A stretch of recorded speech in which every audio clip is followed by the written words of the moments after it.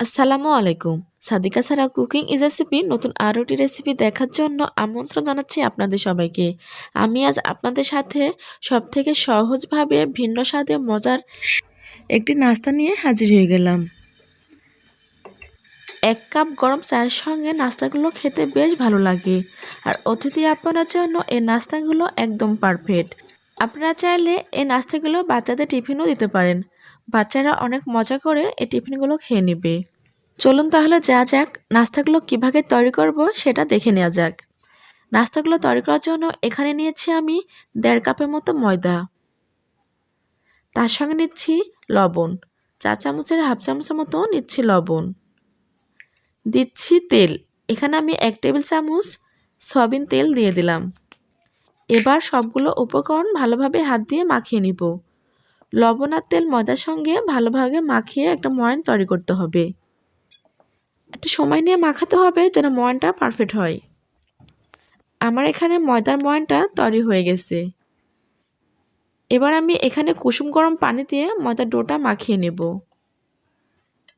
অল্প অল্প পানি দিয়ে ময়দার ডোটা মাখিয়ে নিতে হবে। একবারে বেশি পানি দিলে ময়দার ডোটা নরম হতে পারে। ময়দার ডোটা সফট করে মেখে নিলাম। ময়দার ডোটাকে 10 মিনিটের জন্য রেস্টে রেখে দিব। এবার চলে আসলাম সবজির একটা ভাজি বা পুর তৈরি করার জন্য। এখানে আমি 3 রকমের সবজি নিয়েছি, বাঁধাকপি, আলু আর গাজর। আপনারা চাইলে আপনাদের পছন্দ মতো সবজি দিয়ে এই ভাজি বা পুরটা তৈরি করে নিতে পারেন। দিচ্ছি 4 চামচের হাফ চামচের মতো লবণ। তার সঙ্গে দিচ্ছি 4 চামচের 1 চামচের মতো লাল মরিচের গুঁড়া। দিচ্ছি হলুদের গুঁড়া 4 চামচের হাফ চামচ।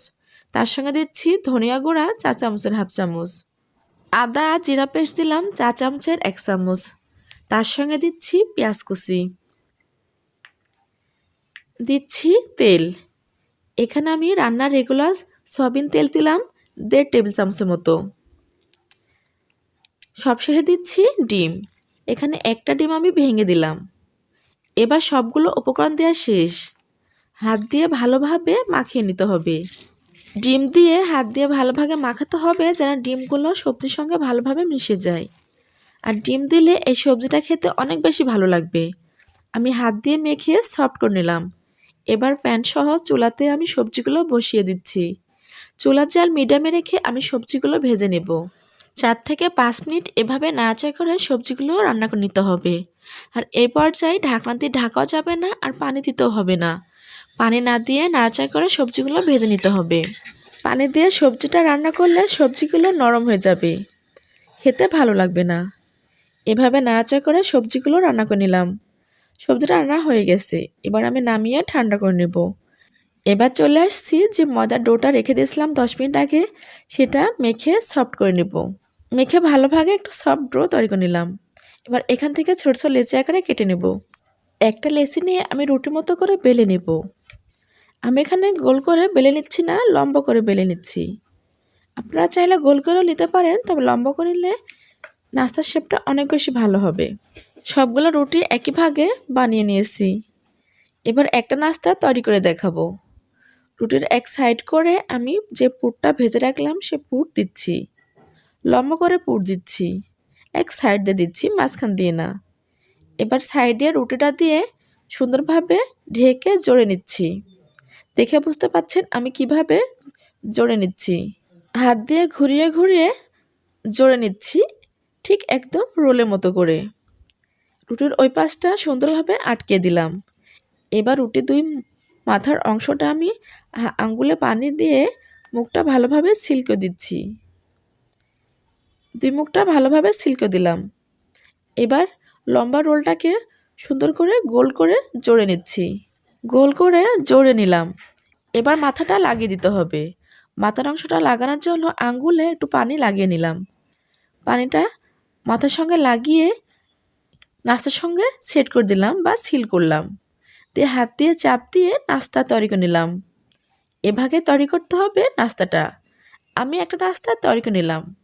আমি আবারও একটা নাস্তা তৈরি করে দেখাচ্ছি। এবার একটু ভিন্ন ভাগে তৈরি করব। রুটির চারপাশে পানি লাগিয়ে নিলাম। এক সাইড থেকে রুটিটা এভাবে জোরে সবজিটা ঢেকে দিলাম। দিয়ে হাত দিয়ে জোরে জোরে রুটির রোলটা তৈরি করে নিলাম। আর দেখে বুঝতে পাচ্ছেন এটা তৈরি করা খুবই সহজ। আমি যেভাবে তৈরি করছি সেভাবে তৈরি করে নেবেন। রোল তৈরি করা হয়ে গেছে। একইভাবে 2 মাথা আমি সিল করে দেব। এবার গোল করে নাস্তার শেপটা দিয়ে নেব। ঠিক এভাবে প্রথম অংশ পেঁচিয়ে পেঁচিয়ে গোলের মতো করে নেব। দেখুন আমি কিভাবে করছি। ঠিক এভাবে করতে হবে। আবারও পানি লাগিয়ে ছিল করে নিচ্ছি। এবার হাত দিয়ে প্রেস করলেই নাস্তা তৈরি হয়ে যাবে। দ্বিতীয় নাস্তাটা আমি তৈরি করে নিলাম। এভাবে সবগুলো নাস্তা আমি তৈরি করে নিয়েছি। আর নাস্তাগুলো দেখতে দেখুন কত সুন্দর। অনেক সুন্দর হয়েছে নাস্তার শেপগুলো। ঠিক এভাবে আপনারাও তৈরি করে নেবেন। এবার নাস্তাগুলো ভেজে নিতে হবে। ভেজে নেওয়ার জন্য চুলাতে আমি আগে থেকে একটা প্যান বসিয়ে দিয়েছি। সেই সঙ্গে প্যানটা ভালোভাবে গরম করে নিয়েছি। আর এখানে হালকা পরিমাণে তেল দিয়ে আমি প্যানটা একটু মাখিয়ে নিয়েছি। এক এক করে নাস্তাগুলো দিয়ে নিচ্ছি। আপনারা চাইলে এই পর্যায়ে তেল না দিলেও হবে। এবার 2 থেকে 3 মিনিটের মতো এক পাশে ভেজে নেব। উল্টিয়ে অপর পাশেও ভেজে নেব। এভাবে উল্টিয়ে পাল্টিয়ে প্রথমে ভেজে নিতে হবে। আর এই পর্যায়ে চুলা জাল মিডিয়ামে রেখে নাস্তাগুলো ভাজতে হবে। উল্টে পাল্টে যখন 2 পাশে ভাজা হয়ে যাবে তখন দিয়ে দেব তেল। এই নাস্তাতে বেশি তেল লাগে না ভাজতে। অল্প তেলে নাস্তাগুলো ভাজা হয়। আমি এখানে বেশি তেল দিচ্ছি না। 2 টেবিল চামচের মতো তেল দিয়ে 1 মিনিটের মতো ভেজে নেব। 1 মিনিট ভাজা হয়ে গেলে উল্টিয়ে অপর পাশেও ভেজে নিতে হবে। নাস্তাগুলো গোল্ডেন ব্রাউন কালার করে ভাজতে হবে।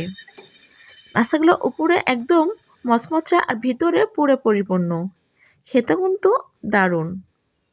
ঝটপট নাস্তা তৈরি করতে হলে আপনারা এই নাস্তাগুলো তৈরি করতে পারেন। একইভাবে আমি সবগুলো নাস্তা ভেজে নেব। আমার নাস্তাগুলো ভাজা হয়ে গেছে। এবার আমি উঠিয়ে নিচ্ছি। দেখুন নাস্তাগুলো তৈরি করা খুবই সহজ। আশা করি আমার আজকে নাস্তার রেসিপিটা আপনাদের কাছে অনেক বেশি ভালো লেগেছে। ভালো লাগলে লাইক, কমেন্ট, শেয়ার এবং সাবস্ক্রাইব করবেন। সাবস্ক্রাইব করে আমার চ্যানেলের সঙ্গে থাকবেন। আমি যেন আপনাদের মাঝে এমন মজার মজার রেসিপি নিয়ে হাজির হতে পারি। আপনাদের একটা নাস্তা ভেঙে দেখাচ্ছি। দেখুন নাস্তাগুলো কতটা মজার আর সুস্বাদু। ভিতরে পুরো পরিপূর্ণ। আপনাদের কাছে অনুরোধ রইল একবার হলো নাস্তাটি তৈরি করে খেয়ে দেখবেন। আর খেতে কেমন লেগেছে আমাকে অবশ্যই কমেন্ট বক্সে কমেন্ট করে জানাবেন। সবাই ভালো থাকবেন, সুস্থ থাকবেন, সবার সুস্বাস্থ্য কামনা করে আজকের মতো বিদায় নিচ্ছি। আবারও হাজির হয়ে যাব নতুন কোনো রেসিপি নিয়ে। আল্লাহ হাফেজ।